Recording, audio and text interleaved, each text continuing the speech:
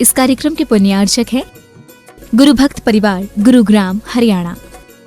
श्रीमती राजमती बज, श्री पीयूष, श्रीमती कविता बज, श्री मनीष, श्रीमती पिंकी बज, श्री प्रशस्त, श्रीमती रिम्पी एवं आर्यमन बज, श्री विनय पाटनी, श्रीमती नलिमा पाटनी आगरा, श्रीमती कल्पना कासलीवाल जयपुर, बज परिवार कोटा राजस्थान, पुत्री एवं दामाद श्री निखिल जैन, श्रीमती परिणीति जैन, दोहित्री नितांशी जैन, श्रीमती कमला देवी सेठी, पुत्र एवं पुत्र वधू श्री छवि कुमार, श्रीमती कविता, श्री शशि, श्रीमती मनीषा, श्री यशपाल, श्रीमती उषा, श्री पंकज, श्रीमती मोनिका, श्री नवीन, श्रीमती अलका, श्री ऋषभ, श्रीमती रजनी, पुत्री एवं दामाद श्रीमती सुमन, श्री अनिल जी, श्रीमती रेखा, श्री राकेश जी, पौत्र एवं पौत्र वधू श्री उदय, श्रीमती संतोष, पौत्री एवं दामाद श्रीमती ट्विंकल, श्री मेहुल जी, नाती एवं वधू श्री अमन, श्रीमती पल्लवी, नातिन एवं दामाद श्रीमती एनी, श्री अमित जी, तरुण, हिमांशी, गौरव, सम्यक, महक, भरत, कुशल, हिमानी, चिराग, धीरज, ब्राह्मी, रौनक एवं खुशहाल छाबड़ा निवासी दीमापुर, नागालैंड। दर्शनम पापनाशनम, दर्शनम स्वर्ग सोपानम, दर्शनम मोक्ष साधनम।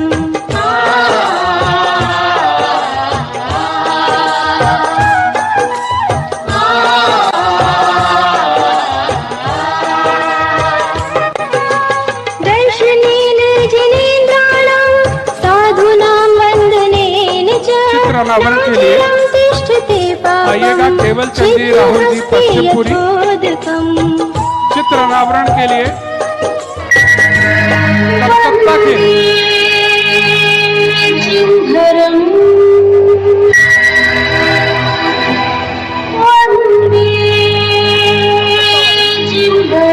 ओम प्रकाश मोहित जैन चित्र अनावरण के लिए आ जाए पहले।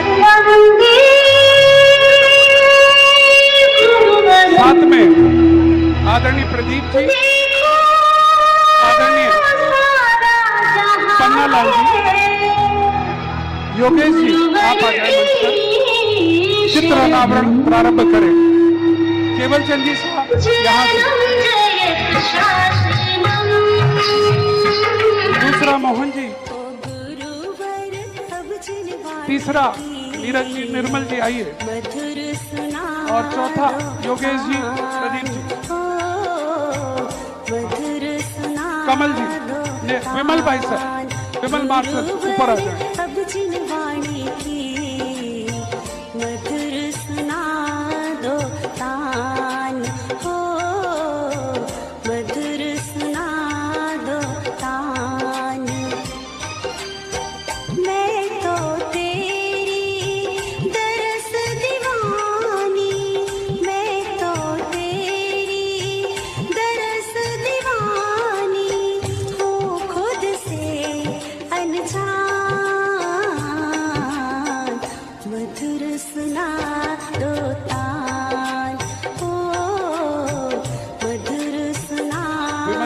दीप प्रज्वलन के लिए बुलाया जा रहा है। गुरुवर अब जिनवाणी की मधुर सुना दो तान, हो मधुर सुना दो तान। पाठ प्रक्षालन देखिए, एक तो मंच पर आने का प्रयास ना कीजिए, आप सबसे हम अनुरोध कर रहे हैं। पाठ प्रक्षालन के लिए हम अनुरोध कर रहे हैं श्रीमान केवल चंद जी, राहुल जी पश्चिमपुरी, और श्रीमान मोहन जी, मोहित जी और ओम प्रकाश जी कोलकाता। आई ओम प्रकाश जी, मोहित जी कोलकाता, और ये क्षमा सागर मैत्री मंडल छिपी टोला के सदस्य हैं। आज के मंगलाचरण के लिए जोरदार तालियां सभी को, साधुवाद। और पाद प्रक्षालन की प्रक्रिया, इधर दीप प्रज्वलन संपन्न हो चुका है। बोला परम पूज्य आचार्य श्री विद्यासागर जी महाराज की। और विमल जी मार्सन्स दीप प्रज्वलन प्रारंभ करें। साउंड को थोड़ा सा, आवाज को खोलिएगा। क्षमा सागर मैत्री मंडल छिपी टोला के सदस्य हैं। आज का मंगलाचरण नित्य प्रति अलग अलग महिला मंडल अपना मंगलाचरण प्रस्तुत करेंगे और इधर पाद प्रक्षालन की प्रक्रिया प्रारंभ हुई। जय श्री ओम नमः सिद्धेभ्यः। जय श्री ओम नमः सिद्धेभ्यः। जय श्री ओम नमः सिद्धेभ्यः। सर्वमंगल मांगल्यं सर्वकल्याणकारकं प्रधानं सर्वधर्माणां जैनं जयतु शासनं। जैनं जयतु शासनं। पंच परमेष्टि भगवान की आचार्य श्री गुरुवर कुंद महाराज की। आचार्य श्री गुरुवर विद्यासागर महाराज की।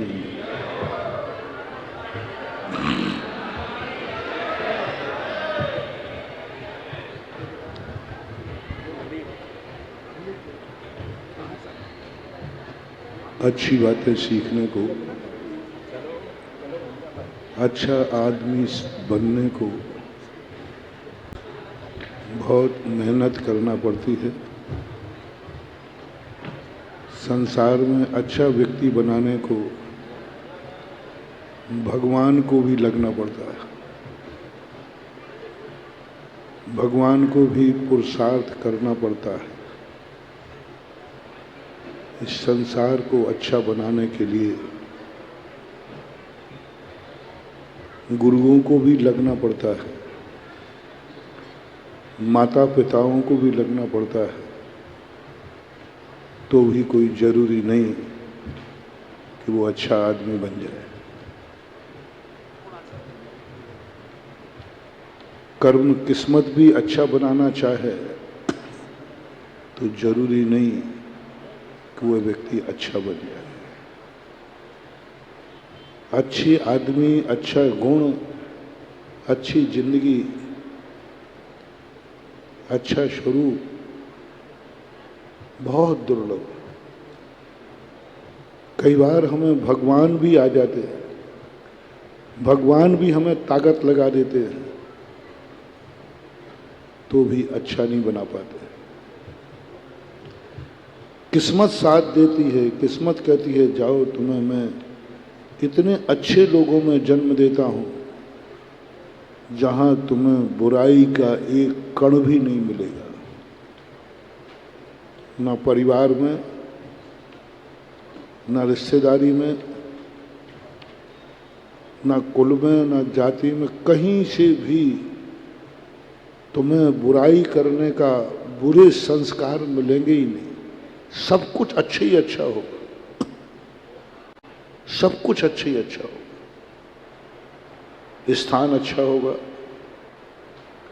माँ बाप अच्छे होंगे, परिवार अच्छे होंगे, खाना पीना भी अच्छा होगा, रहन सहन भी अच्छा होगा, सब कुछ अच्छा होगा।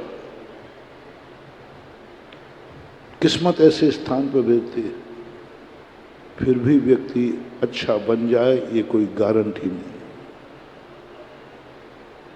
बड़ी गजब की बात पूज्य जिनसन स्वामी महाराज ने कही, कितने भी निमित्त मिल जाएं अच्छे, उस जीव ऐसे हैं वो अच्छे हो ही नहीं सकते। मारीच का जीव क्या किस्मत ने साथ दिया। किस्मत ने उसने चौथे काल में जन्म दिलाया, यानी चौथे काल की परंपरा शुरू हो गई थी। तीर्थंकर का पोता बना दिया। भाग्य तो देखो, तीर्थंकर की गोदी में खेलने को मौका मिला। अपन तो वो दुर्भागे हैं जो भगवान का दर्शन भी, और उसको तो भगवान की गोदी में खेला। मारीच ऋषभदेव का पोता था, भरत चक्रवर्ती का ज्येष्ठ पुत्र था। पुण्य देखो, किस्मत देखो कहां ले गई।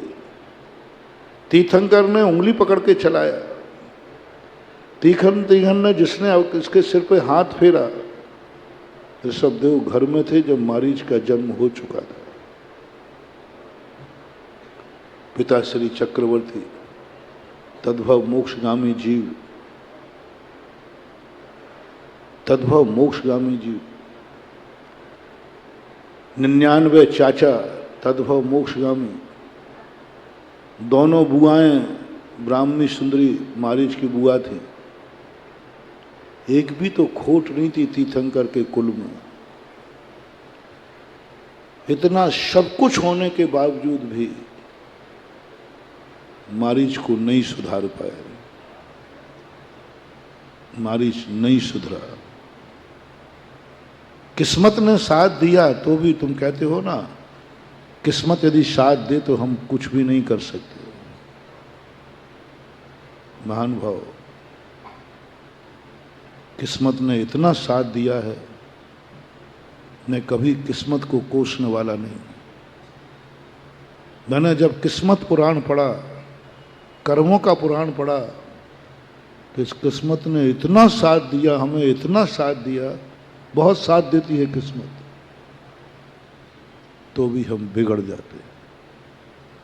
मारीच को किस्मत ने इतना साथ दिया, सब कुछ अनुकूल बनाया, मारीच नहीं सुधरा। और आज भी आप लोगों में मारीच जैसे पुण्यात्मा जीव यहां भी। आगरा में होंगे, कहो आप भी खुद होंगे। बोलो, मारीच का पुण्य, तीर्थंकर के कुल में जन्म लेना पुण्य की चरम सीमा है कि नहीं है? पिताजी तद्भव मोक्षगामी मिलना, चौथा काल मिलना, पूरा परिवार मोक्षगामी मिलना, और क्या चाहते? गरीबी थी नहीं, बीमारी थी नहीं, सब तरफ से तो पवारा था। फिर कौन नहीं सुधरने दे रहा है? क्यों नहीं सुधर रहा है?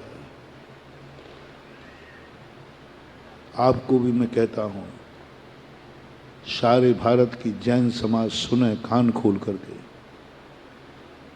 आप भी इस कलयुग में संसार के सबसे बड़े पुण्यात्मा हैं कि आपका जन्म भारत में हुआ। दूसरा पुण्य, आपकी किस्मत ने जैन कुल में जन्म दिया। तीसरी किस्मत, आपको आगरा में जन्म हुआ। चौथी किस्मत के आगरा का नाम मेरे गुरुदेव के मुख से निकला। पांचवी किस्मत के चतुर्मास आपके आगरा में हो रहा है। और छठवीं किस्मत के तुम हमारे सामने बैठे हो।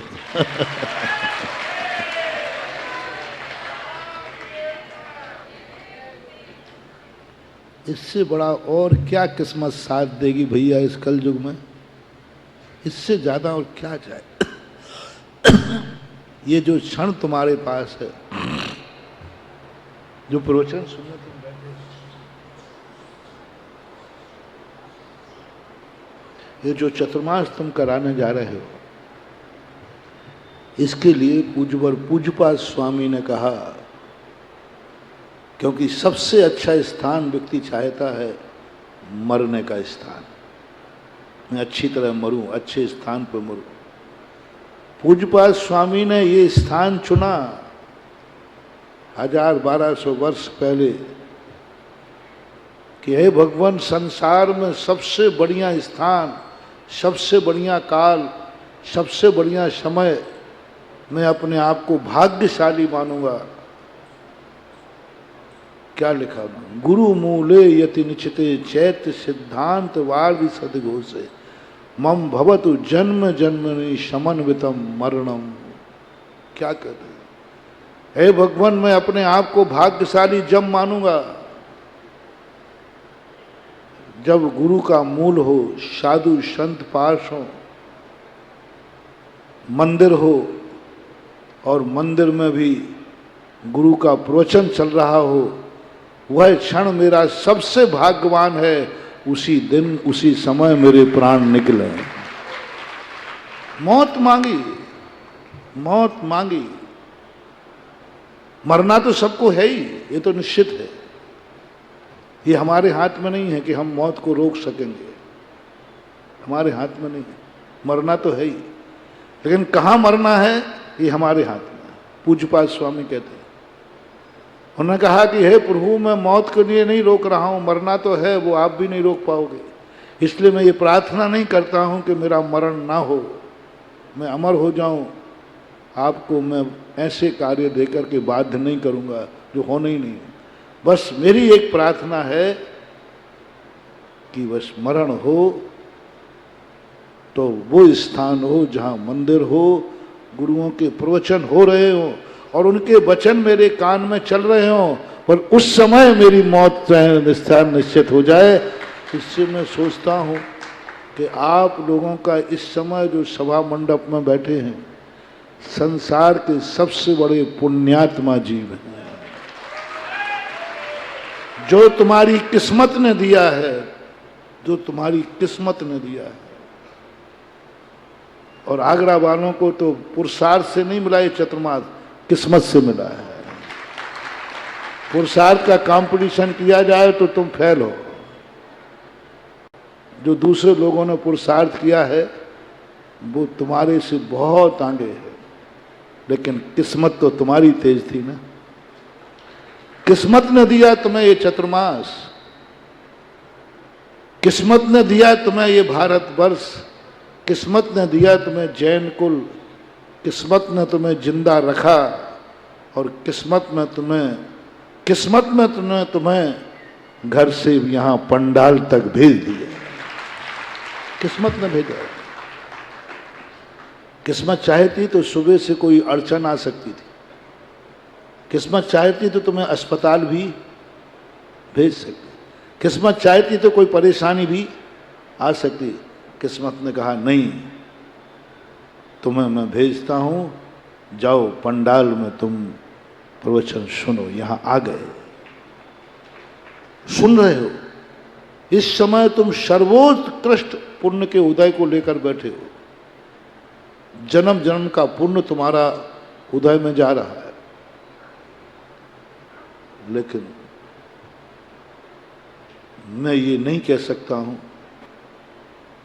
कि जो यहां तक आ गया वो सुधर ही जाएगा, अच्छा बन ही जाएगा। भारत में जन्म लेने के बाद वो आर्य बन ही जाएगा, कोई जरूरी नहीं है। जैन कुल में जन्म लेकर वो जैनी बना रहेगा, ये कोई जरूरी नहीं है। पुण्य ने साथ दिया महानुभाव, और एक बार जो पुण्य को नाराज कर देता है ना, ये कर्म बहुत बहुत बहुत कठोर है। दुष्ट नहीं कहूंगा, कठोर है। एक बार इसकी मान्यता को किसी ने ठुकरा दिया, एक बार किस्मत ने तुम्हें कुछ अच्छा मौका दिया और तुमने नहीं किया, तो ये दो दो आंसू रुलाता है, जिंदगी बर्बाद कर देता है, सैकड़ों भाव बर्बाद कर देता है। किस्मत बहुत अच्छी है, किस्मत बहुत बुरी है। किस्मत का अर्थ जैन दर्शन में कर्म बोलते हैं,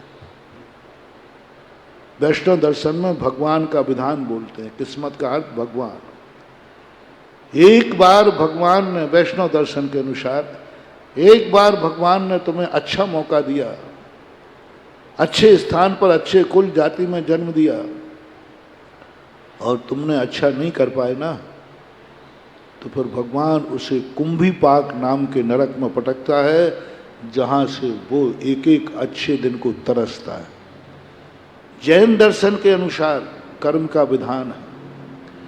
कर्म ने तुम्हें बहुत अच्छा मौका दिया, बहुत बढ़िया मौका दिया। जैन कुल में तुम्हें जन्म दिया और तुम जैनी नहीं बन पाए ना, तो 100 भवों तक नीच कुल में जाओगे, तरस जाओगे, तड़प जाओगे, क्योंकि किस्मत के विपरीत कभी तुम नहीं चलना। पहली बात, पहली शुरुआत, किस्मत के विपरीत मत चलना। पहले क्या क्या चीजें लिस्ट बनाओ, तुम आज का मोटिवेशन लो। आज तुम अपनी जिंदगी में एक लिस्ट बनाना, किस्मत से तुम्हें क्या क्या मिला है, किस्मत से, किस्मत से। बोलो, भारत में जन्म तुमने लिया है या किस्मत ने दिया है? बोलो, किस्मत। तुम्हें मम्मी पापा किस्मत से मिले हैं कि तुमने चयन किए थे? नहीं, पहले तुमने कहा हो मैं ढांढता हूं किसके यहां जन्म लेना है। अपन को तो होश ही नहीं रहता, कर्म दिलाता। विग्रह गतौ कर्म योगा। कौन कहां जन्म लेगा, हमारे अतीत में किए हुए कर्म निर्धारित करता है। माता पिता तुम्हें किस्मत से मिले हैं, किस्मत ने। बोलो, तुम्हें अपने माता पिता पसंद हैं कि नहीं हैं? 90% तो मैं ये कहूंगा कि शायद पसंद है। किस्मत ने दिए हैं माता पिता, कभी उनके प्रतिकूल मत चलना, उनको कभी रुलाना मत, क्योंकि वो किस्मत ने दिए हैं। तुम्हारा पुरुषार्थ नहीं है, वो तुम्हारी कमाई नहीं है, तुमने चयन नहीं किया है। अतीत में किए हुए कृत्य ने कर्म का रूप दे दिया। कर्म ने तुम्हें चयन करके दिया कि तुमने ऐसा कर्म किया था। मैं छांट करके, माता पिता कितने हैं दुनिया में, माता पिता बनने की योग्यता कितनों में है दुनिया में? पशु में भी है, कुत्ते बिल्ली में भी है।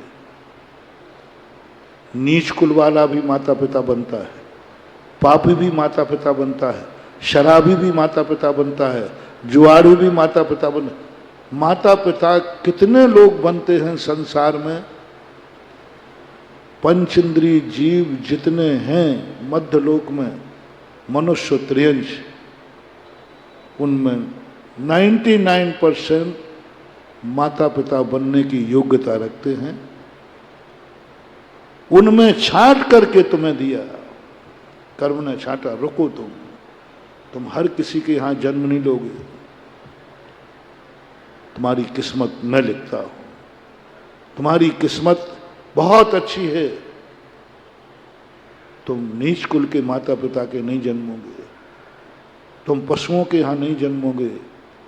मैं तुम्हें सोचता हूं, और कर्म ने छांट करके इतने संसार के लाखों करोड़ों माता पिता ने को छोड़ करके तुम्हारे जो माता पिता हैं, तुम्हारे लिए किस्मत ने उनके लिए चुना, तुम यहां जन्म लोगे। कर्म ने चयन किया। जिन जिन को माता पिता से खुश हो, जो जो अपने माता पिता के जन्म लेकर अवभाग्य मानते हो, जो दुर्भाग्य मानते हो, उनसे नहीं कह रहा हूं।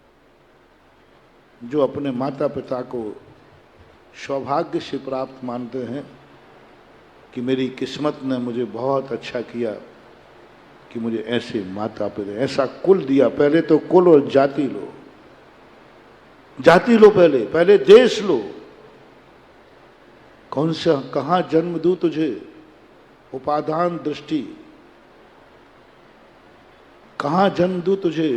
तू इतना अच्छा आदमी है, इतना अच्छा आदमी है, तुझे कहां जन्म दूं? पूरे 3 लोक के अंदर मात्र एक आर्यखंड ऐसा है जो वीआईपी लोगों के लिए बनाया गया, जहां पर बताया गया कि यहां पर जो स्थितियां हैं, जैसे कार्यक्रम होता है तो आगे एक सफेद चादर बिछा देते हैं। सफेद चादर का अर्थ क्या है? कोई वीआईपी आने वाला है। इसी प्रकार 3 लोक के अंदर आर्यखंड एक सफेद चादर है। वो सफेद चादर वीआईपी लोगों के लिए है। ये आर्यखंड बनाया गया है तीर्थंकरों के लिए, चक्रवर्तियों के लिए, 63 शलाका पुरुषों के लिए, जो भव्य ही होते हैं। कौन सा स्थान तुम्हारे लिए चुना जिस स्थान पर आप तीर्थंकर जन्मते हैं? जाओ, तुम इतनी अच्छी किस्मत वाले हो, तुम उस देश में जन्मोगे जो स्थान भगवानों के लिए चुना गया है, और अपना जन्म वहां हुआ। बस भूल करके इस देश को गंदा मत करना, भूल करके इस देश की ऐसा अपराध मत करना कि तुम देश की अदालत में बंद हो जाओ।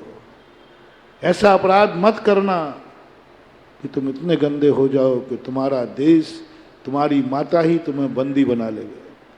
इतने गंदे कार्य मत करना जिससे देश की कोतवाली में तुम्हें खड़े होना। इतना गंदा, देश को गंदा मत करो,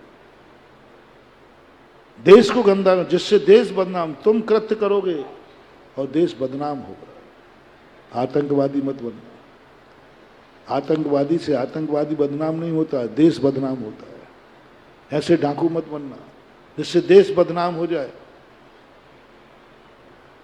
दूसरी बात, आपको जैन जाति में जन्म हुआ है, आपने लिया है कि आपकी किस्मत ने दिया है?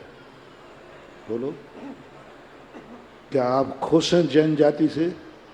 खुश हो तो महानुभाव, जिंदगी में आज एक नियम ले लेना, मैं इस जाति को गंदा नहीं करूंगा, क्योंकि किस्मत ने दी है।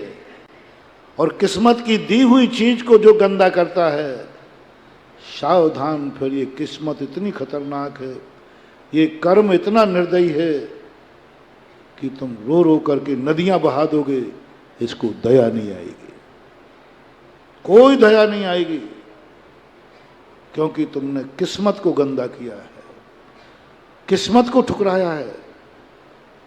किस्मत में तुमने अपने व्यक्तिगत हवस और स्वार्थों के कारण तुमने जाति को कलंकित किया है। जो कारनामे इस जाति में कभी नहीं हुए, जो कारनामे इस जाति कभी नहीं करती है, वो कारण सारी दुनिया से पूछ लेना, जैन जाति के कारनामे क्या है, सब दुनिया से पूछ लो। एक छोटा सा उदाहरण देता हूं, दुनिया में इतनी सारी जातियां हैं, किसी जाति के नाम का भोजन नहीं मिलता। कोरोना के समय सबको याद आया जैन भोजन, बताते प्लेन में भी मिलता है। बोलो, जैनी का भोजन, एक उदाहरण दे रहा, सारी दुनिया को मालूम है कि जैन जाति का भोजन क्या है। शास्त्रों से नहीं पूछ, मैंने तो अभी 3-4 दिन हो गए, शास्त्र तो मैंने बंद करके रख दिए, मंदिर जी में रखा है शास्त्र, क्योंकि वो तो तुम्हें पढ़ने लायक तुम हो ही नहीं, क्योंकि शास्त्र की बातें तो तुम्हारे सिर पे से निकल जाएंगी और तुम बहुत मजाक उड़ा दोगे, अरे ये तो शास्त्रों में कही हुई बात है। हम तो तुम्हारी जिंदगी कह रहा हूं, तुम उनसे पूछो जो जैन नहीं है, उनसे पूछो कि भाई जैन जाति की पहचान तुम्हारी दृष्टि में क्या है।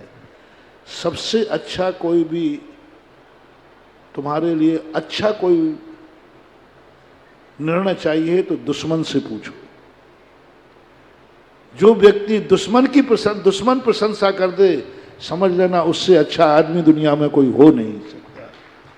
अपनों से नहीं कह रहा हूं, अपने मुंह से नहीं कह रहा हूं, अपने आप को तो कोई कभी गंदा कहते हैं, सब मियाँ मिट्ठू बनते, मैं तो अच्छा हूं, मैं तो, कई लोग मेरे, आज आपको तो मालूम मैं कभी झूठ नहीं बोलता हूं। अरे भाई, मुझे क्यों फंसा रहा है, मुझे क्यों फंसा रहा है? तूने नियम कब लिया है कि मैं झूठ नहीं बोलूंगा? नियम कब लिया है तूने कि मैं झूठ नहीं बोलूंगा? और फिर भी कह रहा महाराज आपको मालूम है मैं कभी झूठ नहीं बोलता। और अपनों के द्वारा प्रशंसा करना ये चमचागिरी कहलाती है। वो व्यक्ति अच्छा इंसान नहीं है, क्योंकि अपना व्यक्ति प्रशंसा कर रहा है। माँ को कैसा भी काना हो, काला हो, कलूटा हो, हर माँ को अपना बेटा राजा बेटा लगता है। हम अपनों की प्रशंसा सुनकर फूल के कुप्पा होते हैं। वो सबसे खतरनाक लोग हैं जिंदगी में, सबसे गंदे लोग जिंदगी हैं, जो चटुकारिताओं से घिरे रहते हैं।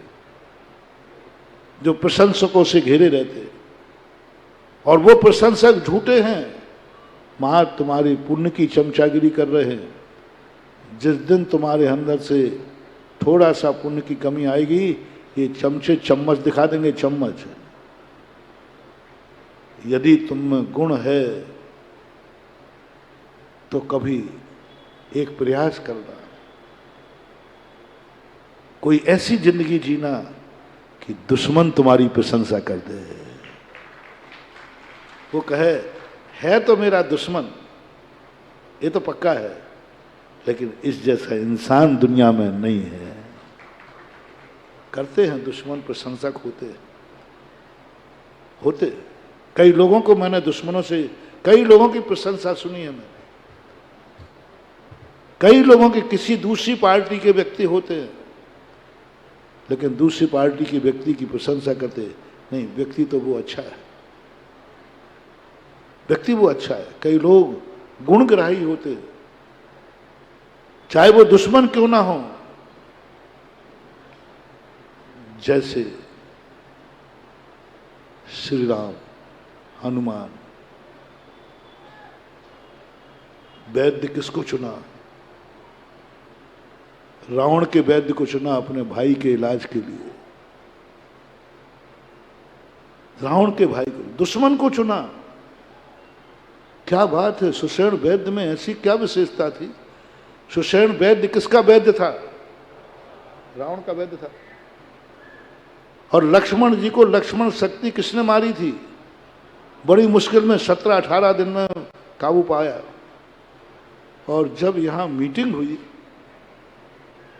लक्ष्मण की, लक्ष्मण शक्ति रखने के बाद रामचंद्र जी बैठे, विभीषण भी थे, हनुमान थे, अंगद, जामवंत सब बैठे। बोले संसार में सबसे अच्छा वैद्य कौन है? प्रस्ताव पास हुआ, सुषेण वैद्य। सब घबरा गए, वो तो रावण का वैद्य है, वो तो मार डालेगा, वो तो जिंदा रहने का सवाल ही नहीं उठता है। रामचंद्र जी कहते हैं नहीं, लंका मेरी दुश्मन है, रावण मेरा दुश्मन है, मैं उसका दुश्मन हूं, लेकिन सुषेण वैद्य ऐसा है जो किसी का दुश्मन नहीं है, मात मरीज का नहीं, मर्ज का दुश्मन है, रोग का दुश्मन है। क्या गजब, गजब हो गया। लंका के अंदर युद्ध चल रहा है, 16-17वां दिन चालू है, और औषधि के लिए सुषेण वैद्य को लंका से बुलाने की प्रस्ताव पास हुआ। साक्षात मौत में और जाना है। सुषेण वैद्य बस यहीं हिल गया। सुषेण वैद्य ने मना किया कि मैं नहीं जाऊंगा, मैं तो रावण का वैद्य हूं, और दुश्मन मरे तो 100 बार मरे, मेरा राजा उसको मारना चाहता है। बस सुषेण वैद्य ने एक बात पर ध्यान दिया, मुझे किसने चुना है? यानी मेरी ख्याति इतनी, मेरी कला की इतनी कीमत, मेरे गुणों की इतनी कीमत कि दुश्मन ने अपनी औषधि के लिए, अपने प्राण प्यारे भाई के लिए, जिस भाई के जिंदा न रहने पर स्वयं मर जाएगा, उस भाई के इलाज के लिए मुझे चुना है। मैं रावण का वैद्य हूं। हनुमान से कहते हैं सुषेण वैद्य, पवनंजय, पवन सुत, गलती कर रहे हो आप। मैं रावण का वैद्य हूं, उल्टी माया बता दूंगा, दवाई तुम कुछ नहीं जानते हो। अपन ने पहले ही कल परसों समझा था ना, अपन डॉक्टर को जानते हैं दवाई, मैं उल्टी दवाई दे दूंगा तो। मैं कैलाश पर्वत को जाने की अपेक्षा दूसरी तरफ भेज दूंगा, रात भर ही तो गुजारना है। तुम्हें मेरे ऊपर शक नहीं है? बोले नहीं, हमारे स्वामी ने कहा है सुषेण वैद्य कभी भी गलत नहीं कर सकता। बस सुषेण वैद्य संसार में पहला वैद्य है जिस वैद्य ने ये कहा मेरी प्रशंसा दुश्मन ने की है, मेरा दुश्मन ने विश्वास किया है, दुश्मन ने मुझे बुलाया है, बस अब हिल गया वो। उसने कहा रावण मेरे प्राण ले लेवे, मुझे लंका द्रोही कह देवे, जो कहेगा कहेगा, जो मेरे ऊपर मेरे दुश्मन ने विश्वास किया है मैं उसके साथ विश्वासघात नहीं करूंगा। रावण के साथ हो जाए तो हो जाए, क्योंकि वो मेरा राजा है। लंका वासियों से हो जाए तो हो जाए, क्योंकि वो मेरे हैं। लेकिन आज मेरी ख्याति इतनी है, मेरी इज्जत इतनी है, मेरा मान इतना है कि मुझे दुश्मन भी पसंद कर रहा है। दुश्मन ने प्रस्ताव पास करके मेरे पास भेजा, मैं दुश्मन के साथ विश्वासघात नहीं करूंगा। महानुभाव, मोटिवेशन लो यहां। कभी तुम्हारा सर्वनाश करने वाला दुश्मन यदि कभी तुम्हारे ऊपर विश्वास करे तो अपनों के साथ विश्वासघात कर देना, लेकिन दुश्मन ने तुम्हारे ऊपर जो विश्वासघात किया है उसके साथ कभी विश्वासघात मत करना। दुश्मन ने किया है। सवाल किसका है? यानी तुम कितने अच्छे इंसान हो, तुम्हारा जीवन कितना अच्छा है, तुम कितने गुणवान हो कि दुश्मन की सभा में हमारी प्रशंसा हुई। दुश्मन की सभा ने अपना मरीज हमें सौंप रहे हैं, दुश्मन की सभा में मेरी प्रशंसा हुई है। महानुभाव, संसार में सबसे श्रेष्ठ आदमी मोटिवेशन लें। क्या आपकी कभी किसी गुण के कारण कभी दुश्मन ने प्रशंसा की? चमचों ने नहीं, अपनों ने नहीं, माता पिता ने नहीं, भाई बंधु ने नहीं, महाराज ने नहीं, भगवान ने नहीं, किसी दुश्मन ने की। लगा दो जिंदगी दांव पे, एक बार दुश्मन के मुख से प्रशंसा सुन के मरना, गति सदगति का गारंटी कार्ड लेके जाओ। दुश्मन से प्रशंसा सुन के मरना, एक शब्द। जो तुम्हारा दुश्मन हो, बस कुछ ऐसा करो, कुछ ऐसा आचरण बनाओ कि दुश्मन तुम्हारे इस पॉइंट पर विश्वास कर ले कि हाँ मुझे मंजूर है, वो व्यक्ति मेरा पंच बने, मुझे कोई आपत्ति नहीं है। एक हुआ, बहुत छोटी कहानी जो पुराने लोग करते हो। एक अलकू चौधरी की पंचायत आती थी, कोस में चलती थी, बहुत छोटी, दूसरी तीसरी क्लास में। पंच से मुख से परमेश्वर बोलता है। वहां फैसला था अलकू चौधरी को, जुम्मन सेठ, अलकू चौधरी नाम जो भी हो, फैसला हुआ इसको यदि पंच बना दिया जाए तो दुश्मन, सारी दुनिया कहती वो तो उस पक्ष का था, दुश्मन पक्ष कहता है यदि ये जुम्मन चौधरी बनता है मुझे मंजूर है, मंजूर है। क्योंकि वो मालूम है कि मुझे जैसे ही पंच की गद्दी पर बैठेगा जुम्मन चौधरी, नियम से वो ना इस पक्ष का बोलेगा ना उस पक्ष के बोलेगा, पंच के मुख से परमेश्वर बोलेगा। क्या आप किसी पंचायत का निर्णय करें, आप किसी सभा का निर्णय करें, तो क्या दुश्मन भी आपको विश्वास कर रहा है? दुश्मन आपको पंच बनाने को तैयार है?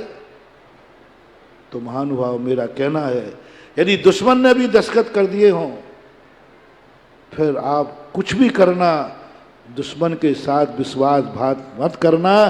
चाहे भली तुम्हें अपने बेटे को फांसी देना पड़े तो दे देना, फांसी देना पड़े तो दे देना बेटे को। एक और बेटा है और एक और दुश्मन का बेटा है, और दुश्मन ने भी कह दिया कि जाओ उन महानुभाव को मैं सरपंच चुनता हूं, वो जो फैसला करेंगे हम मानेंगे। लोगों ने कहा अरे भाई उनका ही तो बेटा है अपराधी। बोले नहीं, बेटा उनका है, लेकिन पंच की गद्दी पर बैठ करके वो अपने पराये का भेद भूल जाते हैं। ये सरपंच है। और निर्णय हुआ, जैन आगम में एक कथा है, राजा के बेटे ने, राजकुमार ने अपराध किया, सभा लगी गई, राजकुमार फरे अपराधी थे, सबसे पूछा गया कि निर्णय कौन करे, तो उन्होंने कहा राजा साहब। मंत्रियों ने कहा कि नहीं, राजा न्याय नहीं कर पाएगा, क्योंकि राजा एक ही बेटा है, इकलौता बेटा है, और राजा को बेटे का मोह जाग जाएगा, मोह जाग जाएगा, वो बेटे को बचाएंगे और सजा गलत होगा। दुश्मन कहता है नहीं, मुझे अपराधी के बाप पर विश्वास नहीं है, लेकिन मुझे अपने राजा पर विश्वास है। जैन आगम की कथा है। बाप पर विश्वास नहीं है, वो पिता है, लेकिन ये मेरा राजा है। राजा को छोड़कर मैं अन्यत्र कहीं न्याय पाने नहीं जाऊंगा, मैं न्याय लेने नहीं जाऊंगा, राजा ही न्याय करेगा। सबने कहा राजा बेटे के लिए पक्ष लेगा, बेटे का पक्ष आएगा, लेकिन सामने वाला कहता है नहीं, मुझे अपने राजा पर विश्वास है। गजब का फैसला हुआ। राजा का जो विश्वास दुश्मन ने जीता था, राजा के मन में एक ही बात आया, अब नहीं, दुश्मन ने मुझे सुना है, विपक्ष ने मुझे चुना है, अब मैं विपक्ष के साथ विश्वासघात नहीं करूंगा, जो सही निर्णय है वो दूंगा। और जाकर अपने बेटे को फांसी बोल दी और दुश्मन का बेटे को बचा लिया। अपराधी था, फांसी बोल दी। घर आकर रो पड़ा राजा, एक ही बेटा था। रानी कहती है क्यों रो रहे हो? बोले निपुता हो गया, अनाथ हो गया, सब कुछ लुट गया। रानी कहती है फैसला तो आप ही ने किया है ना, आप क्यों रो रहे हो? बोले महारानी, रो बाप रहा है, फैसला राजा ने किया है। व्यक्ति एक है, व्यक्ति एक है, फैसला राजा ने किया है और रो रहा है बाप। क्या कभी तुम्हारी जिंदगी में ऐसा हो सकेगा? एक ही व्यक्ति राजगद्दी पर बैठकर राजा का निर्णय ले और घर में आकर रोने के लिए बैठ जाए। रो रहा है निपुता और राजगद्दी पर फांसी लिखकर आया है। ये हैं, इन लोगों की कथाएं लिखी जाती हैं, ये अमर हो जाते हैं जो पद के अनुसार अपना रूप बदल देते हैं। जब पद पर बैठते हैं तो कौन अपना हो कौन पराया। न्यायाधीश बनते बैठते हैं तो बेटे को भी सूली देना है तो दे देगा, हिचकेगा नहीं, कोई हिचकने का सवाल नहीं है। कौन हारेगा कौन जीतेगा, सवाल न्याय करेगा। आज से हर व्यक्ति को एक प्रयास करो, अपने विपक्ष का विश्वास जीतो, पक्ष का नहीं, अपनी पार्टी का नहीं, अपने मित्रों का नहीं, अपने प्रशंसकों का नहीं, हो सके तो अपने निंदकों का विश्वास जीतो। दुनिया में सर्वश्रेष्ठ बनना है। विपक्ष तुम्हारे लिए प्रशंसा कर दे, विपक्ष तुम्हें सहन कर ले, विपक्ष का विश्वास जिसने जीत लिया, समझ लेना वही सर्वश्रेष्ठ है। अपनों का विश्वास तो दुनिया जीत लेती है, अपनों का विश्वास तो पापी भी जीत लेता है। मैंने पहले ही कहा, अपने तो दुनिया को पसंद आते हैं। अपना बेटा डाकू भी हो तो मरने के बाद मार होती है, क्योंकि माँ की दृष्टि में डाकू होते ही, माँ की दृष्टि में डाकू होते ही नहीं, माँ की दृष्टि में तो बेटा होता है। अपनों की दृष्टि में तुम कभी गलत होते ही नहीं। अपने कभी भी अपने व्यक्ति को कभी गलत नहीं कहते। बाप कितना भी बेटा गलती करे गलती नहीं कहता, वो यही कहेगा मेरा बेटा की गलती है, और है। महानुभाव, जिंदगी में अपने विपक्षी का विश्वास जीतो। जो तुम्हें दुश्मन मानता है तुम उसके दुश्मन हो। वो यदि तुम्हारी कोई प्रशंसा कर दे, वो कोई तुम्हारा प्रस्ताव रख दे, समझ लेना दुनिया के तुम सर्वश्रेष्ठ व्यक्ति हो। जैसे कि सुषेण वैद्य, एक बात को लेकर सुषेण की सारी कसाई खत्म हो गई। नहीं तो सुषेण वैद्य ने सोच रहा था, चलने को तैयार था, बोले अच्छा मौका मिला है आज निपटा के आऊंगा, ऐसी दवाई दूंगा और ऐसा घुमा के चक्कर बताऊंगा कि सुबह तक ये लौट ही नहीं पाएगा। ये मन में भाव आया, मात इसलिए कि आज दुश्मन ने मेरे साथ मेरे ऊपर विश्वास किया है, मैं दुश्मन से विश्वासघात नहीं करूंगा। चला गया। और आप सबको मालूम कि सुषेण वैद्य ने सही रास्ता बताया है गलत? सही रास्ता। दुश्मन के वैद्य ने आकर के सही रास्ता बताया और लक्ष्मण को जीवित कर दिया। राम ने नहीं, दुश्मन के वैद्य सुषेण। ये है जीवन की। और ऐसे अमर होकर जिसे दुश्मन भी अमर कर दे, दुश्मन का वैद्य भी हमें जिंदा कर दे, वो जिंदगी देवताओं के द्वारा भी वंदनीय और पूजनीय होती है। देवता भी पूजते। इसलिए अपनी जिंदगी का सबसे बड़ा गुण अपनी जिंदगी में आना चाहिए। इसलिए आपका जो किस्मत ने दिया है आपको कुल, किस्मत ने दिए हैं आपको माता पिता, कुल दिया है। पहले जाति और कुल की बात कर रहा था कि आपने कभी इस जाति को कलंकित तो नहीं किया। जो इस जाति में कार्य नहीं होता है वो तो नहीं किया। जैन जाति किससे पूछना है? इसी बात को लेकर के तो अपन आए। किससे पूछना है? महाराज से नहीं,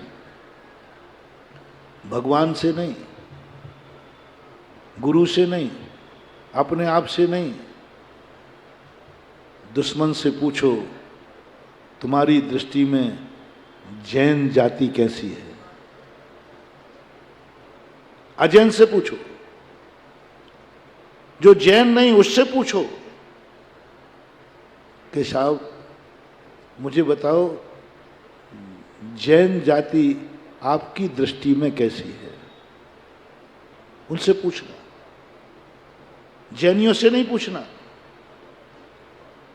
हमसे भी मत पूछना, शास्त्र से मत पूछना, वो तो मैंने पहले ही कर दिया। शास्त्र की बातें नहीं, मैं उसके पास भेज रहा हूं तुम्हें, अजैन के पास। अजैन जाति से पूछो कि जैन जाति की छवि आपकी दृष्टि में क्या है। पूछो उस मांसाहारी से जो प्लेन में मांसाहार भी बनाते हैं, कुकर वाले जो मांसाहारी हैं, उनसे पूछो कि जैन जाति के प्रति तुम्हारी क्या अवधारणा है, जैन जाति का भोजन क्या है। किससे पूछना है? मांसाहारी से, अजैन से, उनसे पूछो। ये प्लेनें तुम्हारी जैनियों की हैं कि अजैनों की? जैन प्लेन से नहीं, अजैन पर जो मांसाहार मिलता है वहां मांसाहार बनाते हैं वो लोग, उनसे पूछो। तुम्हें कुछ कहने की जरूरत नहीं है, तुमने इतना ही कहना है मैं जैन हूं।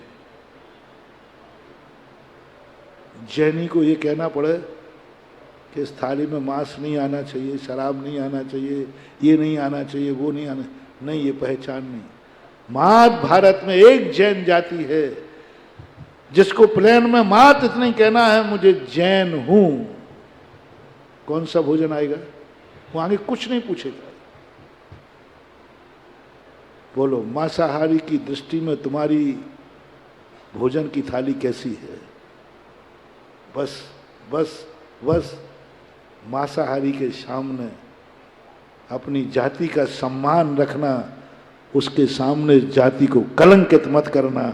महाराज के सामने कर देना, मंदिर में कर देना, माता पिता में कर देना, घर में कर लेना, लेकिन एक मांसाहारी के विश्वास को कभी विश्वासघात मत करना। उसने बहुत बड़ा विश्वास किया है, जैन है तो ये जैन का भोजन लीजिए, वहां विश्वासघात मत करना, वहां मत कुछ ऐसा खा लेना जो जैन जाति का, क्योंकि ये फैसला मांसाहारी ने किया है, ये फैसला अजैन ने किया है। जैन हो तुम, जैन हो तुम। अंग्रेज लोग जब इस दुनिया में थे, क्या थी उनकी दृष्टि में जैनी की कीमत? 5 बजते ही 1 घंटे की छुट्टी इंग्लैंड के पार्लियामेंट में पास हुई थी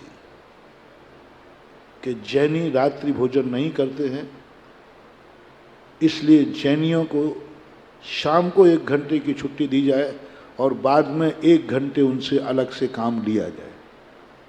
यानी 1 घंटे की छुट्टी देंगे पर बाद में आकर के आप ड्यूटी दीजिए।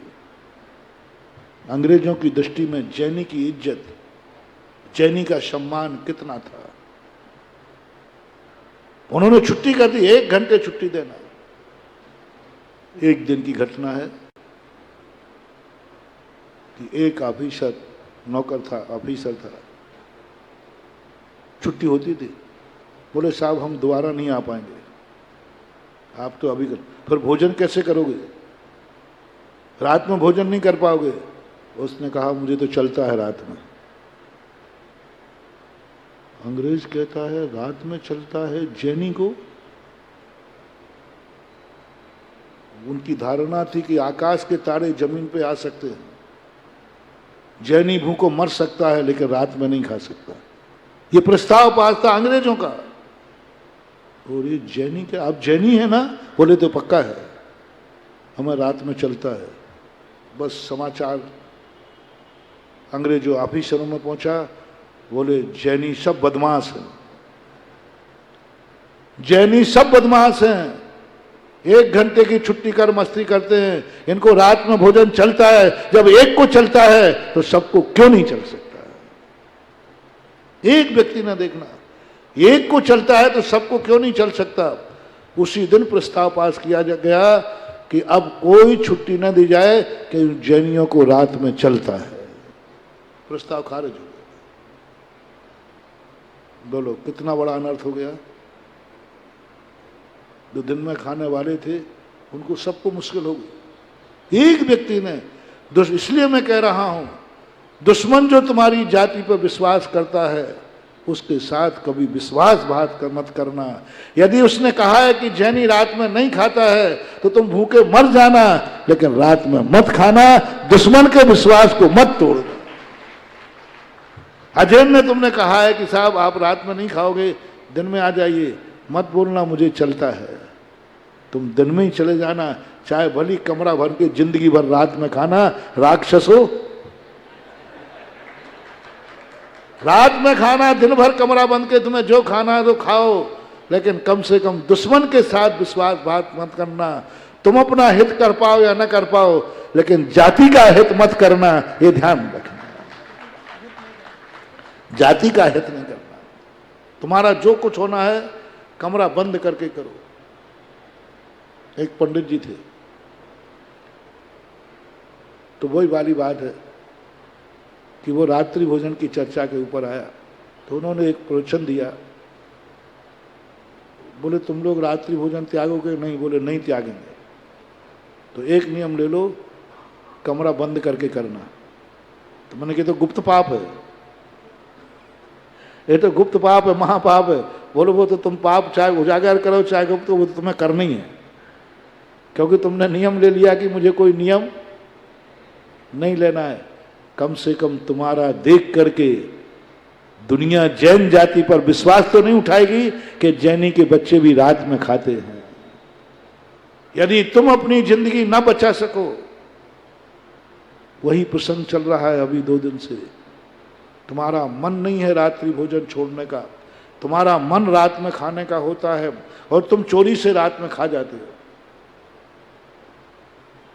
चोरी से रात में खा जाते हो, और मन तुम्हारा खाने को करता है, बिल्कुल भी तुम्हारा त्याग करने का मन नहीं है, तो भी मैं कह रहा हूं अपनी जाति के इज्जत के खातिर तुम दुनिया के सामने रात में मत खाना, कम से कम जाति की लाज बता देना, तो कम से कम तुम्हें ये जाति द्वारा मिलेगी। किस्मत का तुमने सम्मान कर लिया, किस्मत ने तुम्हें जैन जाति दी और तुमने उसको कहा कि मैंने कभी भी जैन जाति को बदनाम नहीं होने दिया, जैन जाति को मेरे कारण से कभी कलंक नहीं लगा। दुनिया के सामने, अजैनों के सामने कभी जैन जाति को बदनाम मत होने देना। जिसका मैंने एक उदाहरण दिया, भोजन, वो भोजन नहीं करना जो अजैन लोग मानते हैं कि जैनी ये भोजन करता ही नहीं है, वो भोजन मत करना, वो भोजन मत करना, वो स्थिति मत करना कि जैनी शराब पीता नहीं है तो मत पीना। जो जो तुम बस आज के बाद हर व्यक्ति को अपनी जिंदगी कैसे जीना है, क्योंकि मेरी लिस्ट तो तुम्हें पसंद है नहीं,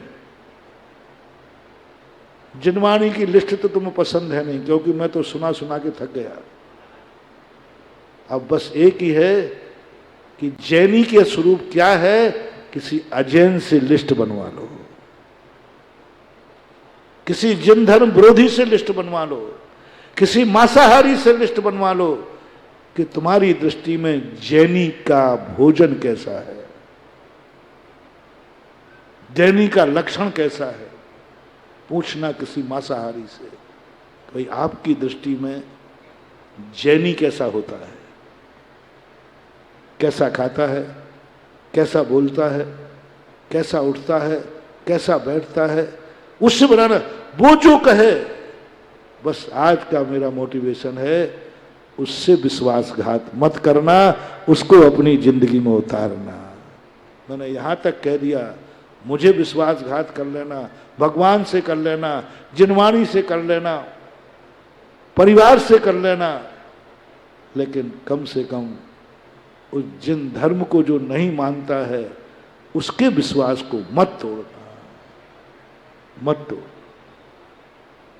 इतना कम से कम तुम्हें किस्मत ने जैन जाति दी है, तो इतना तो तुम्हें करना ही है।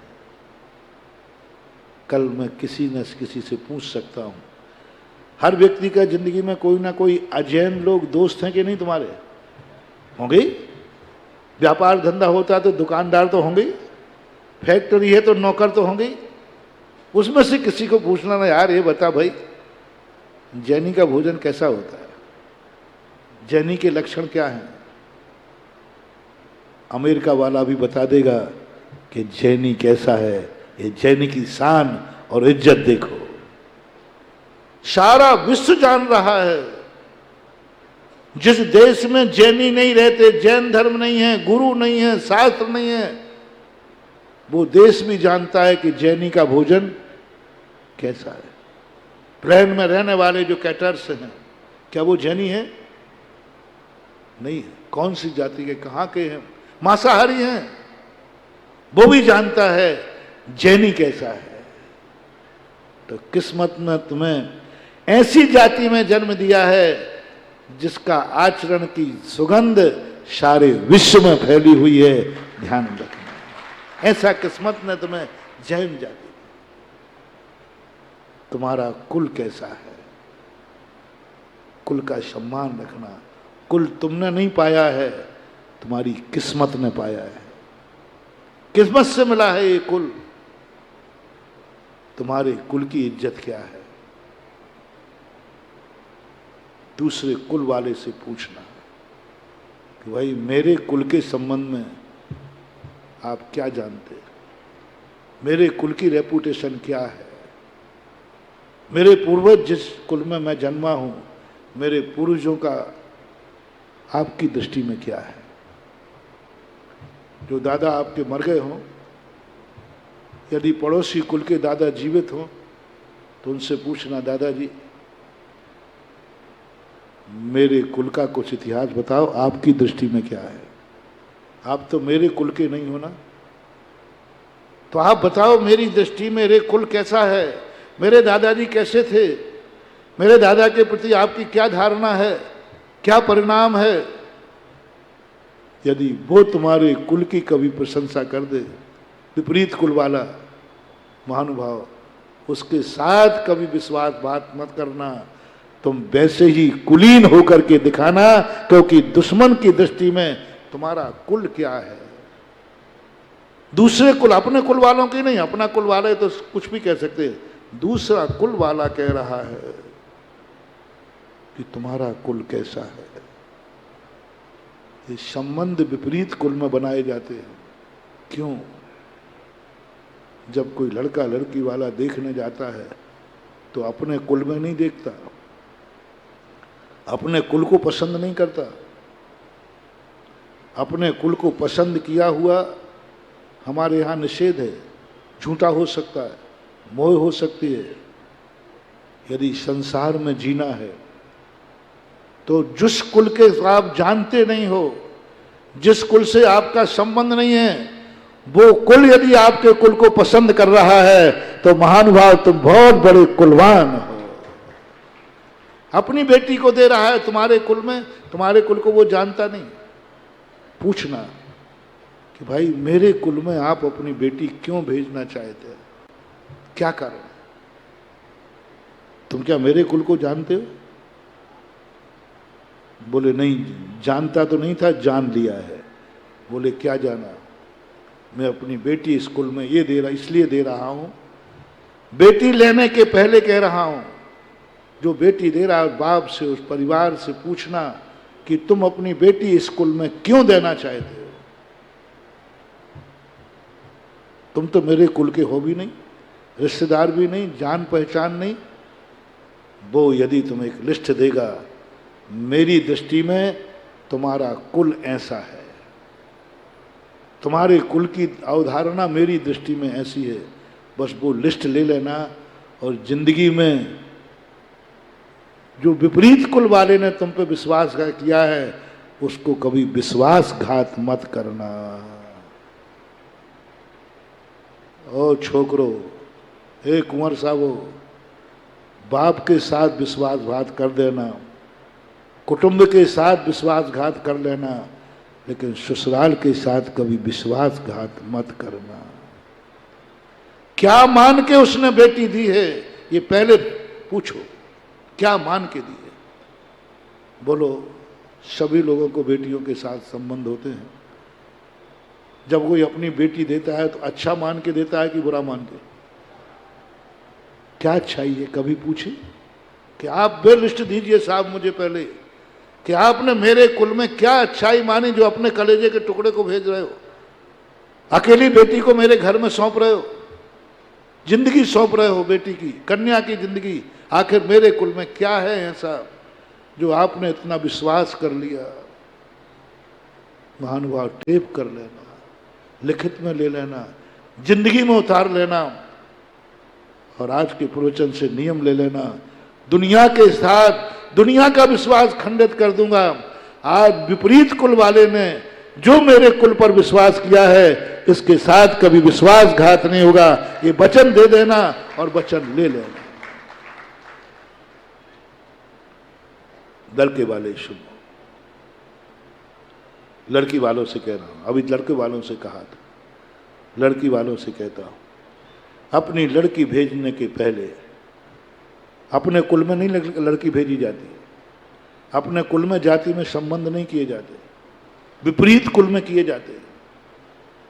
आप जिस लड़के को, जिस परिवार को अपनी बिटिया देना चाहते हो, पूछना आपने ऐसा क्या देखा हमारे में जो अनजाने कुल की मेरी बेटी को अपने घर में प्रवेश दे रहे हो, अपने घर की वधू बना रहे हो, घर का मुखिया बना रहे हो, घर का सदस्य, घर में प्रवेश दे रहे हो। घर में अनजाने को प्रवेश नहीं दिया जाता। घर में अनजाने को प्रवेश, तुम अनजाने को प्रवेश दे रहे हो। मैं तुम्हारा अनजाना हूं, मैं तुम्हें जानता नहीं हूं, पहचानता नहीं हूं। तुमने ऐसा क्या देखा मेरे में जो मेरी बेटी को आप अपने घर में प्रवेश दे रहे हो, अपनी बेटी को अपना बेटा सौंप रहे हो? क्या देखा आप? लड़की वालों पूछना लड़के वालों से, क्या देखा जो मेरी बेटी को आप अपने घर में प्रवेश दे रहे हो? वो कहेगा कि मैंने आपके कुल में ये गुण देखे हैं, ये अच्छाइयां देखी हैं। मैं बेटी को नहीं जानता, लेकिन बेटी के मम्मी पापा को जानता हूं, दादा दादी को जानता हूं, इस कुल की आदर्शता को जानता हूं। बस कुल की आदर्शता देख करके मैंने समझ लिया कि ये बेटी मेरे घर के लायक है। बस जाओ ऐसी बेटी को। और लड़की वाले वो लिस्ट रख लेना, कभी उसको विश्वासघात मत करना। कन्याओं से मेरा कहना है, किसी घर में प्रवेश करते समय ससुराल वालों के सामने ये प्रश्न करना, मेरी तरफ से करना। मैं शादी विवाह का समर्थक नहीं हूं, लेकिन तुम मानते नहीं हो तो आशीर्वाद दिए बिना रहता नहीं। हम मानोगे ही नहीं तुम तो फिर अंत में कहना ही पड़ेगा, साधु की दुआएं लेती जा, तुझको सुखी सब। लो मैं ये भी देने को तैयार हूं, बस एक शर्त पर। साधु नहीं हो, वहां बाबुल है, लेकिन यहां बाबुल मैं ही हूं ना। तुम्हारा उपदेश दे रहा हूं तो मैं ही तो बाबुल हो गया। लो मैं देता हूं लड़के को आशीर्वाद, मैं देता हूं बच्ची लड़की को आशीर्वाद। तुम्हारा सुखी संसार रहे। बस एक वायदा करो, लड़की जब बैठने तुम्हारे देखने आवे तो उसे इतना ही पूछना कि तुम मेरे को, अपने माँ बाप से पूछवाना, इनसे पूछो कि इन्होंने मेरे कुल में और मेरे में क्या अच्छाई देखी है जो मुझे अपने कुल में प्रवेश करा रहे हैं। वो बताओ तुम किस कारण से तुम हमारी जिंदगी को हमें प्रवेश करा रहे हो, अपने घर की वधू बना रहे हो, मालकिन बना रहे हो। जो वो ये बोले, मैंने सोचा है ये कुल ऐसा है, इस कुल के आचार ऐसे विचार हैं, तो इस कुल का ऐसा है तो बच्ची भी ऐसी ही होगी। बस वो टेप कर लेना, ससुराल में जाने के बाद इस विश्वासघात को कभी टूटने मत देना, जिस विश्वास के साथ तुम्हें उसने पसंद किया है। नहीं तो यहां तो रानी बन के जाओ और वहां डायन बन के रहो। रानी बन के गए हो, विश्वास मत खंडित करना। जिन्होंने मेरे ऊपर विश्वास किया है और मुझे अपने घर में प्रवेश दिया है, जाओ उस घर को कह दो मैं सब कुछ मिटा दूंगी, लेकिन तुमने जो अनजाने होकर मेरे पर विश्वास किया है, मैं इस घर से कभी विश्वासघात नहीं करूं, कभी विश्वासघात नहीं करूं। इस घर के विश्वास को सजा दी दूंगी। जाओ, दुनिया में संसार की सारी शक्तियां तुम्हारे साथ रहेंगी और तुम्हारे दुख को दूर करने के लिए साधु का वरद हस्त भी रहेगा। मान वचन दो, अनजाने के साथ विश्वासघात नहीं। दोनों अनजाने थे और विश्वास किया है, एक दूसरे के विश्वास को मत टूटने देना। ये गृहस्थी का सबसे बड़ा कदम है। गृहस्थी कैसे जीना, और हो सके तो मैंने कहा ना, मैं आज चटुकारों से प्रशंसा नहीं करवाना चाह रहा हूं। मेरे भक्त और मैं खुद ऐसा बनूं जिससे दुश्मन भी प्रशंसा करे। सबसे बड़े लड़ाइयां बहुत प्रसिद्ध हैं। सास बहू की लड़ाई, नंद भौजाई की लड़ाई, भाभी देवर की लड़ाई, भाई भाई की लड़ाई, बहुत सारी लड़ाइयां राजाओं की। बस एक नारी की जिंदगी में सबसे बड़ा अभिशाप है,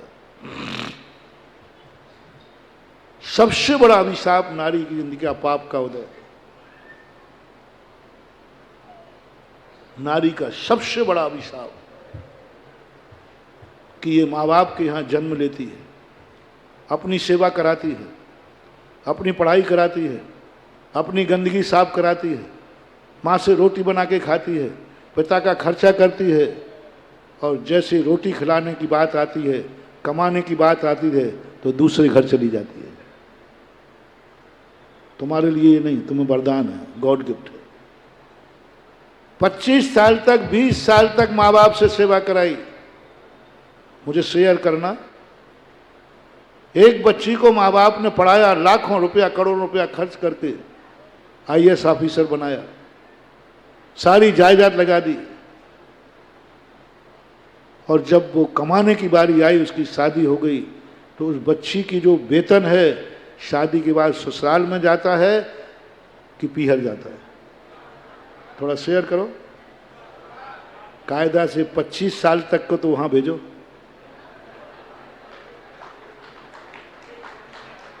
पच्चीस साल तक का वेतन उसने पढ़ाया लिखाया है, उतना तो वेतन कम से कम बच्ची का वेतन माता पिता के पास जाना चाहिए। 25 साल माँ बाप की हाथ की रोटी खिलाई है, तो बेटी को भी अपनी ससुराल से रोटी बनाकर टिफिन मम्मी पापा को भेजना चाहिए, तो बात अलग है। लेकिन ऐसा होता नहीं है। बहुत बड़ा अभिशाप, बहुत बड़ा अभिशाप मानूंगा। कन्या जाति का सबसे निकृष्ट, मैंने सब पूरा तुम्हारी जिंदगी का बहुत बड़ा शोध किया मैंने शास्त्रों में, कि नारी जाति का सबसे गंदा इतिहास क्या है। सब मैंने, कोई ज्यादा नहीं है, नारी पर्याय में कोई ज्यादा गंदगी नहीं है। सबसे बड़ी गंदगी है ये कि नारी पर्याय जैसे 20-25 साल की होती है, सारी सेवाएं माँ बाप करें, पढ़ाएं माँ बाप, और जब सेवा करवाने की बात आए तो दूसरे घर चली जाती है। ये अभिशाप है। इसके अभिशाप का एक ही तरीका है, 3 तरीके बताता हूं। पहला तरीका है कि जब तक माँ बाप जिंदा हैं तब तक शादी मत करना।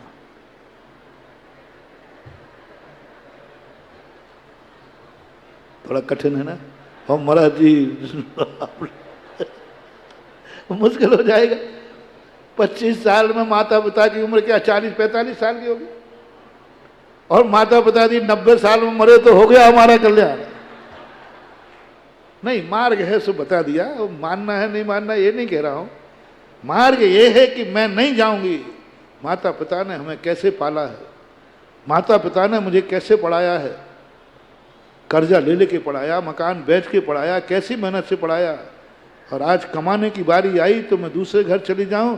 नहीं, जब तक माँ बाप जिंदा हैं मेरी कमाई भी माँ बाप ही खाएंगे।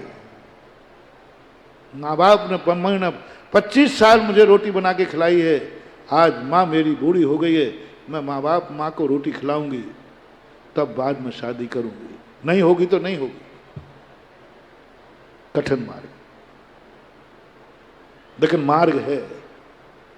ऐसा नहीं हुआ सो बात नहीं है। अपने माँ बाप के सम्मान रखने के लिए ब्राह्मणी सुंदरी ने ब्रह्मचर्य व्रत लिया था कि नहीं, बोलो? तो असंभव नहीं है। अपने माँ बाप के लिए लिया था, स्वयं वैराग्य के लिए नहीं, कल्याण के लिए नहीं। उस समय कल्याण का मार्ग था ही, कल्याण के लिए नहीं लिया था। आज तो अपन लोग लेते हैं, व्रत लेते हैं, संयम लेते हैं कल्याण के लिए। ब्राह्मणी सुंदरी ने कल्याण के लिए नहीं थे, कल्याण का मार्ग ही नहीं था। संयम के लिए नहीं लिया था, गुणस्थान के लिए नहीं, मात्र माँ बाप की इज्जत के लिए लिया था, कि जिस माँ बाप ने मुझे जन्म दिया है, जो त्रिलोकीनाथ हैं, उनका मस्तक में कहीं झुकने नहीं दूंगी, आजीवन ब्रह्मचर्य व्रत ले लूंगी। तो ऐसा हुआ है, आप भी कर सकते। माँ बाप के खातिर मैं घर में रहूंगी, माँ बाप ने मेरी सेवा की है, मैं करूंगा। माँ बाप की गोदी में मेरा जन्म हुआ है, मम्मी पापा का मरण भी मेरी गोदी में होगा, ये बेटी नियम ले सकती है। माँ बाप की रोटी खा करके मैं जिंदा रही हूं, मम्मी पापा मेरे हाथ की रोटी खा के जिंदा रहेंगे। आ सकता, आना चाहिए, श्रेष्ठ मार्ग है, लेकिन ये कठिन है। श्रेष्ठ है लेकिन कठिन है, मुझे मालूम।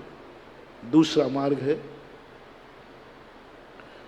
कि ससुराल जाने के बाद जितनी कमाई उन्होंने लगाई है उतनी कमाई वहां से रिटर्न करो,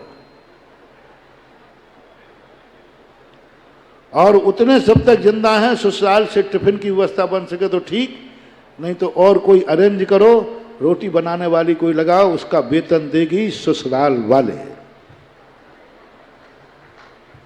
पहले कह देना मेरे मम्मी पापा ने सेवा की है, मैं तुम्हारे घर में आ सकती हूं, लेकिन मेरे मम्मी पापा जब तक जिंदा हैं उनका सारा खर्चा, भोजन पानी का सब खर्चा मैं उठाऊंगी या आप उठाओगे, तो ही मैं ऐसे कुल में शादी करूंगी। ये मार्ग भी कठिन है कि सरल है? थोड़ा कम सुनता हूं मैं, थोड़ा दूर हूं ना। हाँ, बहुत कठिन महाराज जी, बहुत कठिन है। आप तो पक्का है, आपसे परेशान है, आप सीधे सीधे नहीं बोलते, आप ऐसा मजबूर कर देते हो कि न रहेगा बांस न बजेगी, न ऐसा होगा न शादियां होंगी। नहीं, चलो मैं एक मार्ग देता हूं जिसको मना मत करना। देखो, दो बातें तुमने मेरी बात नहीं मानी। मैंने क्या कहा? कोई बात नहीं। मैंने क्या कहा? कोई बात नहीं, कोई बात नहीं। कठिन मुझे भी लग रहा है कि तुम्हारे बस की बात, लेकिन तीसरे मार्ग पर तुम मना मत करना बेटियों, तुम मना मत करना। बस एक तीसरा मार्ग है, वह अपने माँ बाप का अभिशाप उतारने का, अपने माँ बाप का कर्जा उतारने का लास्ट मात्र एक है कि ससुराल में तुम जाओ, बस तुम्हारी सासू तुम्हारी मम्मी की प्रशंसा कर दे, क्या बेटी को पाला है, बस इतना सब। पूरे ससुराल वाले कहें क्या कैसी बेटी आई है, देवी है देवी, धन्य है इसके माता पिता, धन्य है इसके माँ बाप जो ऐसा संस्कार बेटी को दिया, धन्य हो गई मैं। यदि तुम्हारी सासू, तुम्हारे ससुराल वाले तुम्हारे आचरण से तुम्हारे माँ बाप की प्रशंसा कर दें, जाओ तुम्हारा सारा कर्जा माफ हो गया। दुश्मन से करवाना है, तुमसे नहीं। मेरे मम्मी पापा बहुत अच्छे, वो तो सभी कहते हैं।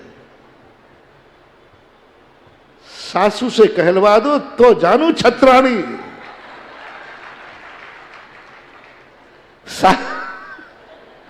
सासू से मां की प्रशंसा कहलवा दो तो जानू छत्राणी, तो मां बहुत कैसी बहू होगी। माता महानुभाव, सासू बहुत निकृष्ट होती हैं। ये कितनी अच्छा करो, कभी बहू की प्रशंसा कर ही नहीं सकते, लेकिन कर दे तो आप लोग बोलो, कर दे तो समझ लेना वो बेटी कैसी है, बहू नहीं है, देवी है। सासू कह रही है मेरा घर धन्य हो गया इस बेटी के आने पर, अभाग्य है मेरे बेटे ने कितना पुण्य किया, कितना पुण्य किया कि मेरे बेटे को ऐसी बहू मिली, मैंने कितना पुण्य किया कि मुझे ऐसे बहू मिली। ये किससे कहलवाना है? सासू से। अब कैसे कहेगी वो तुम जानो, तुम्हारा काम जाना, मैंने तो मालूम बता दिया। विपरीत से प्रशंसा कराओ। जो बहू सासू की प्रशंसा सुन लेती है, सासू से प्रशंसा के शब्द सुन लेती है, समझ लेना वो बहू कुल वधू है और मानव के रूप में साक्षात सची है। ऐसी इंद्राणियां बनती हैं सचियां, जो ससुराल को भाग्यवान बना देती हैं। पति भाग्यवान, मेरी जिंदगी में कितना भाग्य होंगे, मुझे ऐसी पत्नी मिली। सासू कह रही, ननंद कह रही, भाभी कह रहे, देवर कह रहे, जेठ कह रहे, सारा नगर के सारा जो कहता है, घर कह रहा है कि मुझे ऐसी बहू मिली। बोध हुआ तुम्हें एक दिन साक्षात सची बना देगी पंच कल्याणक के शिरोमणि। ग्रस्त तो बनोगी, हारिका नहीं, लेकिन ऐसे सर्वोच्च पद हुआ ऐसा। मैं कोई भी बात बोलता हूं आगम की साक्षी रखता हूं, आगम को ध्यान में रख करके बोलता हूं। आगम के अंदर ये सही है, आगम को ध्यान में रख के बोलता। आगम में हुआ, एक बार ऋषभ देव की बेटा चक्रवर्ती था। चक्रवर्ती की रानियां चौका लगाती थी। मुनिराज नौकरों के हाथ का नहीं खाते और चक्रवर्ती का भोजन नौकर ही बनाते। 360 रसोइया बनाते। वो भोजन साधु को देने योग्य नहीं है। साधु को भोजन वही दिया जाता है जो घर का मालिक का द्रव्य हो और घर की जो मालकिन हो वो बनाती है। ध्यान रखना, कभी भी चौके लगाने के लिए नौकर मत लगाना। भगवान को और गुरु को कभी नौकर के हाथ का मत पानी पिलाना, नौकर के हाथ की रोटी मत खिलाना, नौकर के हाथ से कभी चौका मत लगाना। नहीं लगाना हो तो मत लगाना। भगवान को और नौकर को, अभी माँ बाप को मैं बीच में ले नहीं रहा हूं। तुम्हारे रहते हुए कभी माँ बाप को नौकर पानी न पिला देवे। नौकर बैठा है लेकिन माँ ने पानी मांगा है, नौकर से मत पिलाने देना। तुम वहाँ बैठे हो तो मेरा कहना मान जाना, अपने हाथ से मम्मी पापा को पानी भर के देना। तुम घर में हो, उसको मत करने देना, अपने हाथ से देना। माँ बाप के सामने तुम स्वयं सदा नौकर बने रहना, जाओ तुम सदा सेठ बने रहोगे। और जो माँ बाप के यहाँ सेठ बन जाता है वो जन्म जन्मांतरों तक नौकर बनना पड़ता है। भगवान का अभिषेक पूजन कभी नौकर से मत कराना। अभिषेक का जल भी स्वयं भर के लाओ, नौकर नहीं। भगवान के सामने नहीं, भगवान के सामने स्वयं नौकर बन जाओ। और जो भगवान के यहां नौकरी कर लेता है वो भव भवांतर तक सदा सेठी बना रहता है, उसको कभी नौकरी नहीं करना पड़ेगी। नौकरी तो तुम्हें करना पड़ेगी, किसी दिन और बताऊंगा। नौकरी तो करना पड़ेगी, बस या तो किसी होटल की नौकरी कर लो या मंदिर की नौकरी कर लो। पानी तो तुम्हें भरना पड़ेगा। एक बार फोटो उतरती है, बस तुम पानी भरते हुए दिख जाओ, फोटो में आ जाओगे और वो पानी तुम ले जा रहे थे अभिषेक के लिए, चौके के लिए। और एक नहीं तो किस्मत, जो भगवान का चौके का पानी नहीं भर सकता है, कर्म उसे किसी होटल का पानी भरवाएगा, लेकिन भरवाएगा। क्यों ना अपन सम्मान के साथ रखें, पानी का पानी भर जाएगा, कर्म का दस्तूर पूरा हो जाएगा और सम्मान का सम्मान बना रहेगा और जिनेंद्र भगवान का अभिषेक हो जाएगा। नौकरों से नहीं। मैं इसका सारे भारत में अभियान चलाया है। तीर्थ क्षेत्र हो चाहे कोई हो, वेतन भोगी भगवान का अभिषेक नहीं करेगा। जिस मंदिर में, जिस क्षेत्र में वेतन भोगी अभिषेक करता है, उन कमेटियों का और पंचों का कभी भी कल्याण नहीं हो सकता है, उनकी दुर्गति निश्चित है। कौन अभिषेक कर रहा है क्षेत्र पर? प्रतिष्ठा खत्म हो जाएगी, अतिशय खत्म हो जाएंगे। नौकर अभिषेक कर रहा है, नौकर अभिषेक कर रहा है। राजस्थान में मंदिरों में नौकर अभिषेक करते देखे गए। समाज है वहां भी, गलती मत करना महानुभाव। भगवान का अभिषेक हो, भगवान का अर्घ नौकर से नहीं। कितने बड़े सेठ हो, यदि तुम घर में हो तो माँ बाप को कभी नौकर के हाथ का पानी मत पीने देना। माँ बाप को कभी नौकर के हाथ की रोटी मत खाने देना। यदि आपकी पत्नी घर में है और माँ को नौकर के हाथ की खाना पड़ रही है, ये गलती मत करना। अपनी रोटी नौकर से बनवा लेना, अपना पानी नौकर के हाथ का पी लेना, लेकिन माँ बाप को, तुम्हारे घर में तुम्हें नौकर का सारा काम करेंगे, लेकिन मंदिर का काम नौकर से नहीं, नौकर से नहीं। मंदिर का काम नौकर से नहीं। मंदिर के गर्भालय की झाड़ू नौकर नहीं। स्वयं नौकर बन जाओ, कितनी बड़े सेठ क्यों। अजमेर के भागचंद सोनी की घटना एक मैनेजर ने सुनाई थी। वो जब भी मंदिर जाते थे, अभिषेक करने का उनका नियम था। वो स्वयं पानी खींचते से कोई बहुत सुकुमार थे वो, उनके हाथ लाल पड़ जाते। कभी उन्होंने अपना गिलास कभी हाथ से उठा करके पानी नहीं भरा। जूतों के बंद भी नौकर लगाता था, कपड़े के बटन भी नौकर लगाता था। बहुत ऐसो आराम से रहने वाले लोग थे। भागचंद सोनी बहुत शौकिया थे ऐसो आराम में, बहुत शौक था उनका, ठाठ था उनका। लेकिन मंदिर में जाते ही एक दिन मैनेजर था, उसने खुद बताया कि एक दिन समय आपका हो गया है, अब इसको कभी और सुनाएंगे क्योंकि समय ज़्यादा ही हो गया। आज बहुत अच्छी बातें चल रही महानुभाव। किस्मत ने साथ दिया है, तुम किस्मत को धोखा मत देना। किस्मत ने जो जो साथ दिया है उसको धोखा मत देना। इस प्रसंग को अपन यहीं गौण करते हैं और आगे विचार करते हैं। महावीर भगवान की जय। बोले परम पूज मुनि श्री सुधा सागर जी महाराज की।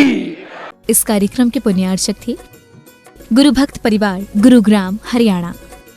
श्रीमती राजमती बज, श्री पीयूष, श्रीमती कविता बज, श्री मनीष, श्रीमती पिंकी बज, श्री प्रशस्त, श्रीमती रिम्पी एवं आर्यमन बज, श्री विनय पाटनी, श्रीमती नलिमा पाटनी आगरा, श्रीमती कल्पना कासलीवाल जयपुर, बज परिवार कोटा राजस्थान, पुत्री एवं दामाद श्री निखिल जैन, श्रीमती परिणीति जैन, दोहित्री नितांशी जैन, श्रीमती कमला देवी सेठी, पुत्र एवं पुत्र वधू श्री छवि कुमार, श्रीमती कविता, श्री शशि, श्रीमती मनीषा, श्री यशपाल, श्रीमती उषा, श्री पंकज, श्रीमती मोनिका, श्री नवीन, श्रीमती अलका, श्री ऋषभ, श्रीमती रजनी, पुत्री एवं दामाद श्रीमती सुमन, श्री अनिल जी, श्रीमती रेखा, श्री राकेश जी, पौत्र एवं पौत्र वधू श्री उदय, श्रीमती संतोष, पौत्री एवं दामाद श्रीमती ट्विंकल, श्री मेहुल जी, नाती एवं वधू श्री अमन,